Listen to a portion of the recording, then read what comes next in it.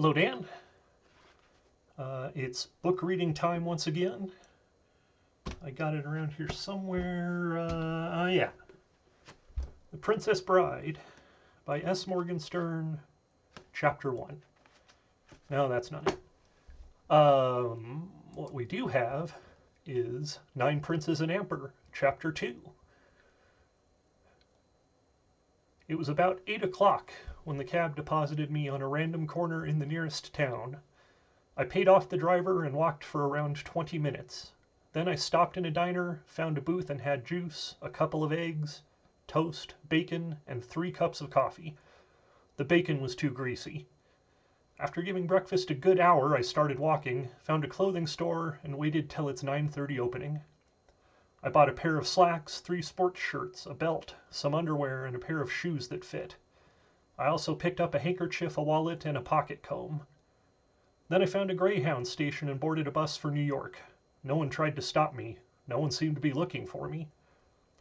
Sitting there, watching the countryside all autumn-colored and tickled by brisk winds beneath a bright, cold sky, I reviewed everything I knew about myself and my circumstances. I had been registered at Greenwood as Carl Corey by my sister Evelyn Flamel. This had been subsequent to an auto accident some 15 or so days past, in which I had suffered broken bones which no longer troubled me.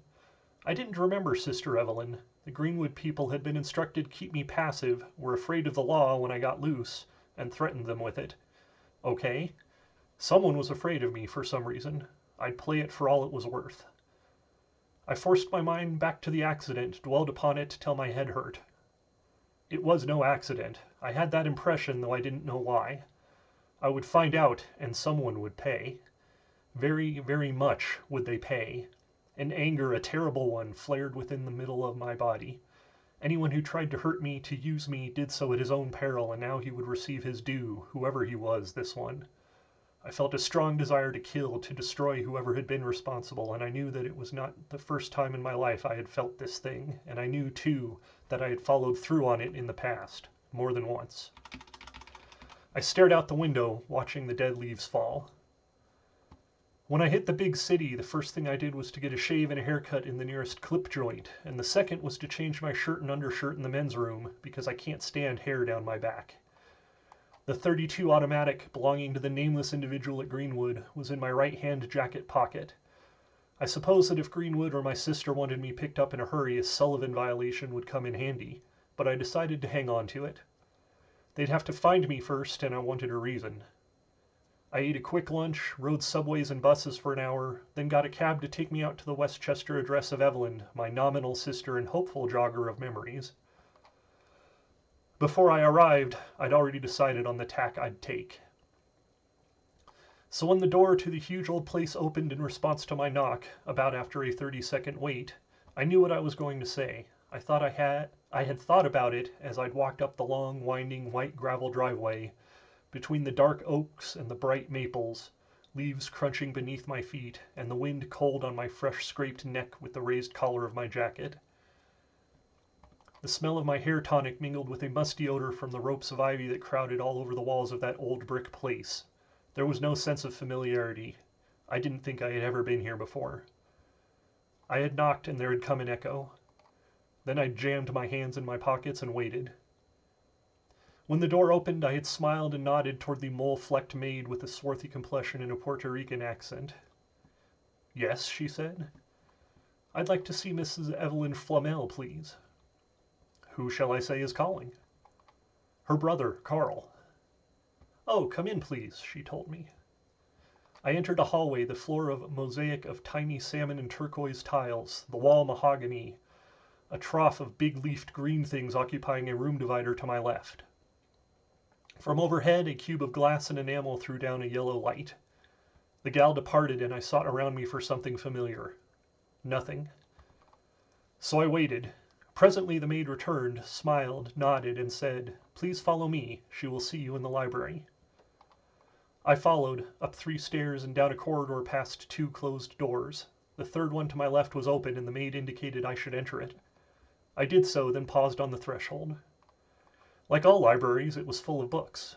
It also held 3 paintings, 2 indicating quiet landscapes and 1 a peaceful seascape. The floor was heavily carpeted in green.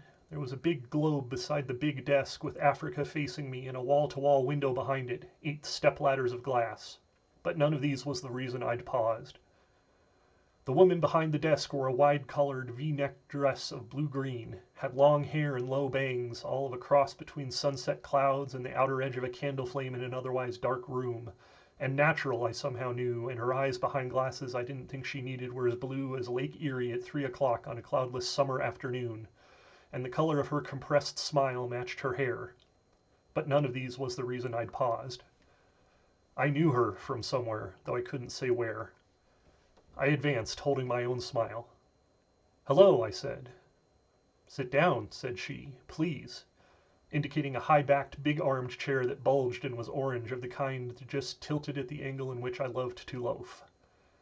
I did so, and she studied me. "Glad to see you're up and around again." "Me too. How've you been?" "Fine, thank you. I must say I didn't expect to see you here." "I know," I fibbed, "but here I am, to thank you for your sisterly kindness and care." I let a slight note of irony sound within the sentence just to observe her response. At that point an enormous dog entered the room, an Irish wolfhound, and it curled up in front of the desk. Another followed and circled the globe twice before lying down. "Well," said she, returning the irony, "it was the least I could do for you. You should drive more carefully." "In the future," I said, "I'll take greater precautions, I promise." I didn't know now what sort of game I was playing, but since she didn't know that I didn't know, I'd decided to take her for all the information I could. "I figured you would be curious as to the shape I was in, so I came to let you see." "Am," she replied. "Have you eaten?" "A light lunch several hours ago," I said. She rang up the maid and ordered food. Then, "I thought you might take it upon yourself to leave Greenwood," she said, "when you were able.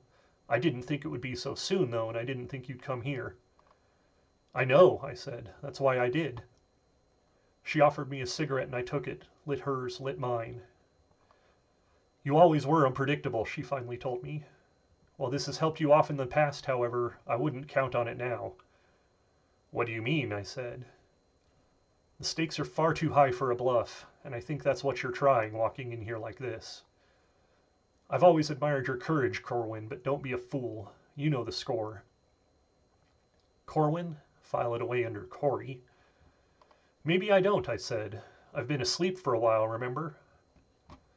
"You mean you haven't been in touch?" "Haven't had a chance since I woke up." She leaned her head one side and narrowed her wonderful eyes. "Rash," she said, "but possible, just possible. You might mean it. You might. I'll pretend that you do for now. In that case, you may have done a smart, safe thing. Let me think about it." I drew on my cigarette, hoping she'd say something more, but she didn't, so I decided to seize what seemed the advantage I've obtained in this game I didn't understand with players I didn't know for stakes I had no inkling of. "The fact that I'm here indicates something," I said. "Yes," she replied, "I know. But you're smart, so it could indicate more than one thing. We'll wait and see." Wait for what? See what? Thing? Stakes then arrived and a pitcher of beer, so I was temporarily freed from the necessity of making cryptic and general statements for her to ponder as subtle or cagey. Mine was a good steak, pink inside and full of juice, and I tore at the fresh, tough-crusted bread with my teeth and gulped the beer with a great hunger and thirst. She laughed as she watched me while cutting off tiny pieces of her own. "I love the gusto with which you assail life, Corwin. It's one of the reasons I'd hate to see you part company with it." "Me too," I muttered. And while I ate I pondered her. I saw her in a low-cut gown, green as the green of the sea, with full skirts. There was music and dancing and voices behind us. I wore black and silver, and the vision faded. But it was a true piece of my memory, I knew, and inwardly I cursed that I lacked it in its entirety. What had she been saying in her green to me in my black and silver that night, behind the music, the dancing, and the voices? I poured us more beer from the pitcher and decided to test the vision. "I remember one night," I said, "when you were all in green and I in my colors. How lovely things seemed. And the music." Her face grew slightly wistful, the cheeks smoothing. Yes, she said. Were those not the days? You really have not been in touch? Word of honor, I said, for whatever that was worth. Things have grown far worse, she said, and the shadows contain more horrors than any had thought. And? I inquired. He still has his troubles, she finished. Oh. Yes, she went on, and he'll want to know where you stand. Right here, I said. You mean... For now, I told her, perhaps too quickly, for her eyes had widened too much, since I still don't know the full state of affairs, whatever that meant. Oh, and we finished our steaks and the beer, giving the 2 bones to the dogs. We sipped some coffee afterward, and I came to feel a bit brotherly but suppressed it. I asked, what of the others? Which could mean anything but sounded safe. I was afraid for a moment she was going to ask me what I meant. Instead, though, she leaned back in her chair, stared at the ceiling, and said, as always, no one new has been heard from. Perhaps yours was the wisest way. I'm enjoying it myself, but how can one forget the glory? I lowered my eyes because I wasn't sure what they should contain. One can't, I said. One never can. There followed a long, uncomfortable silence, after which she said, do you hate me? Of course not, I replied. How could I, all things considered? This seemed to please her, and she showed her teeth, which were very white. Good, and thank you, she said. Whatever else, you're a gentleman. I bowed and smirked. You'll turn my head. Hardly, she said, all things considered. And I felt uncomfortable. My anger was there, and I wondered whether she knew who it was that I needed to stay it. I felt that she did. I fought with the desire to ask it outright, suppressed it. Well, what do you propose doing? She finally asked, and being on the spot, I replied, of course you don't trust me. How could we? I determined to remember that we. Well then, for the time being, I'm willing to place myself under your surveillance. I'll be glad to stay right here where you can keep an eye on me. And afterward? Afterward, we'll see. Clever, she said, very clever. And you place me in an awkward position. I had said it because I didn't have any place else to go, and my blackmail money wouldn't last me too long. Yes, of course you may stay, but let me warn you. And here she fingered what I had thought to be some sort of pendant on a chain about her neck. This is an ultrasonic dog whistle. Donner and Blitzen here have 4 brothers, and they're all trained to take care of nasty people, and they all respond to my whistle. So don't start to walk toward any place where you won't be desired. A toot or two, and even you will go down before them. Their kind is the reason there are no wolves left in Ireland, you know. I know, I said, realizing that I did. Yes, she continued. Eric will like it that you are my guest. It should cause him to leave you alone, which is what you want, n'est-ce pas? Oui, I said. Eric. It meant something. I had known an Eric, and it had been very important somehow that I did. Not recently, but the Eric I had known was still around, and that was important. Why? I hated him, that was one reason. Hated him enough to have contemplated killing him. Perhaps I'd even tried. Also, there was some bond between us, I knew. Kinship? Yes, that was it. Neither of us liked it, being brothers. I remembered. Big, powerful Eric with his wet, curly beard and his eyes, just like Evelyn's. I was racked with a new surge of memory as my temples began to throb and the back of my neck was suddenly warm. I didn't let any of it show on my face, but forced myself to take a drag on my cigarette, another sip of beer, as I realized that Evelyn was indeed my sister. Only Evelyn wasn't her name. I couldn't think of what it was, but it wasn't Evelyn. I'd be careful, I resolved. I'd not use any name at all when addressing her, until I remembered. And what of me? What was it that was going on around me? Eric, I suddenly felt, had had some connection with my accident. It should have been a fatal one, only I'd pulled through. He was the one, wasn't he? Yes, my feeling replied. It had to be Eric. And Evelyn was working with him, paying Greenwood to keep me in a coma. Better than being dead, but... I realized that I had just somehow delivered myself into Eric's hands by coming to Evelyn, and I would be his prisoner, would be open to new attack if I stayed. But she had suggested that my being her guest would cause him to leave me alone. I wondered. I couldn't take anything at face value. I'd have to be constantly on my guard. Perhaps it would be better if I just went away, let my memories return gradually. But there was this terrible sense of urgency. I had to find out the full story as soon as possible and act as soon as I knew it. It lay like a compulsion upon me. If danger was the price of memory and the risk the cost of opportunity, then so be it. I'd stay. And I remember, Evelyn said, and I realized that she had been talking for a while and I hadn't even been listening. Perhaps it was because of the reflective quality of her words, not really requiring any sort of response, and because of the urgency of my thoughts. And I remember the day you beat Julian at his favorite game and he threw a glass of wine at you and cursed you, but you took the prize. And he was suddenly afraid he had gone too far, but you laughed then, though, and drank a glass with him. I think he felt badly over that show of temper, normally being so cool, and I think he was envious of you that day. Do you recall? I think he has, to a certain extent, imitated many of your ways since then. But I still hate him, and I hope that he goes down shortly. I feel he will. Julian. Yes and no. Something about a game and my baiting a man and shattering an almost legendary self-control. Yes, there was a feeling of familiarity, and no, I couldn't really say for certain what all had been involved. And Kane, how you gulled him. He hates you yet, you know. I gathered I wasn't very well liked. Somehow the feeling pleased me. And Kane, too, sounded familiar. Very. Eric, Julian, Kane, Corwin, the names swam around in my head, and in a way it was too much to hold within me. It's been so long, I said, almost involuntarily, and it seemed to be true. Corwin, she said, let's not fence. You want more than security, I know that. And you're still strong enough to get something out of this if you play your hand just right. I can't guess what you have in mind, but maybe we can make a deal with Eric. The we had obviously shifted. She had come to some sort of conclusion as to my worth and whatever was going on. She saw a chance to gain something for herself, I could tell.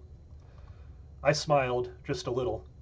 Is that why you came here? She continued. Do you have a proposal for Eric? Something which might require a go-between? I may, I replied, after I've thought about it some more. I've still so recently recovered that I have much pondering to do. I wanted to be in the best place, though, where I could act quickly if I decided my best interests lay with Eric. Take care, she said. You know I'll report every word. Of course, I said, not knowing that at all and groping for a quick hedge. Unless your best interests were conjoined with my own. Her eyebrows moved closer together and tiny wrinkles appeared between them. I'm not sure what you're proposing. I'm not proposing anything yet, I said. I'm just being completely open and honest with you and telling you I don't know. I'm not positive I want to make a deal with Eric. After all, I let the words trail off on purpose, for I had nothing to follow them with, though I felt I should. You've been offered an alternative? She stood up suddenly, seizing her whistle. Blaze, of course. Sit down, I said. And don't be ridiculous. Would I place myself in your hands this calmly, this readily, just to be dog meat because you happen to think of Blaze? She relaxed, maybe even sagged a little, then reseated herself. Possibly not, she finally said, but I know you're a gambler, and I know you're treacherous. If you came here to dispose of a partisan, don't even bother trying. I'm not that important. You should know that by now. Besides, I always thought you rather liked me. I did, and I do, I said. And you have nothing to worry about, so don't. It's interesting, though, that you should mention Blaze. Bait! There was so much I wanted to know. Why? Has he approached you? I'd rather not say, I replied, hoping it would give me an edge of some kind, and now that I knew Blaze's gender. If he had, I'd have answered him the same as I would Eric. I'll think about it. Blaze, she repeated, and Blaze, I said to myself inside my head. Blaze, I like you. I forget why, and I know there are reasons why I shouldn't, but I like you. I know it. We sat a while and I felt fatigue but didn't want to show it. I should be strong. I knew I had to be strong. I sat there and smiled and said, "Nice library you've got here." And she said, "Thank you." "Blaze," she repeated after a time. "Do you really think he has a chance?" I shrugged. "Who knows? Not I for certain. Maybe he does. Maybe not, too." Then she stared at me, her eyes slightly wide and her mouth opening. "Not you," she said. "You're not proposing to try yourself, are you?"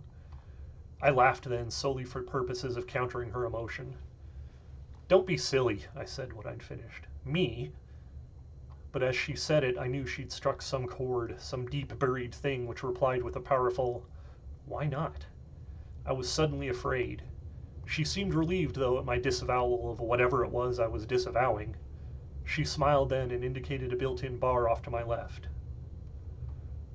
"I'd like a little Irish mist," she said. "So would I, for that matter," I replied, and rose and fetched two. "You know," I said after I'd reseated myself, "it's pleasant to be together with you this way, even if it is only for a short time. It brings back memories." And she smiled and was lovely. "You're right," she said, sipping her drink. "I almost feel an amber with you around." And I almost dropped my drink.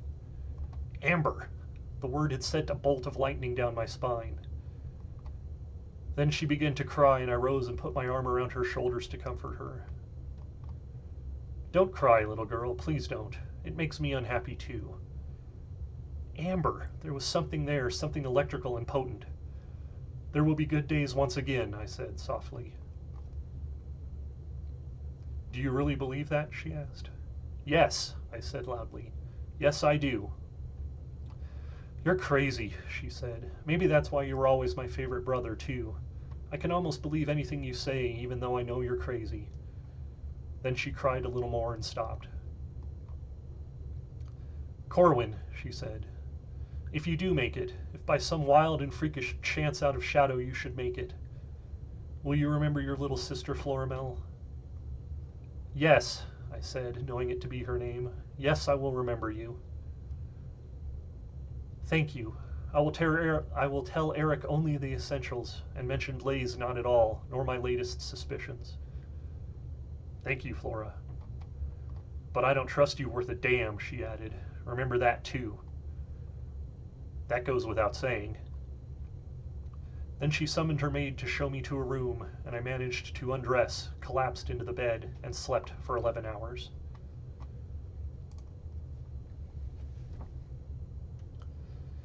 All right, buddy, in your honor, I am reading this out of a pirated ebook. At least partially because Lisa's upstairs reading it out of our actual copy. So, hope you're enjoying these. There will be more. Love you. Talk to you soon.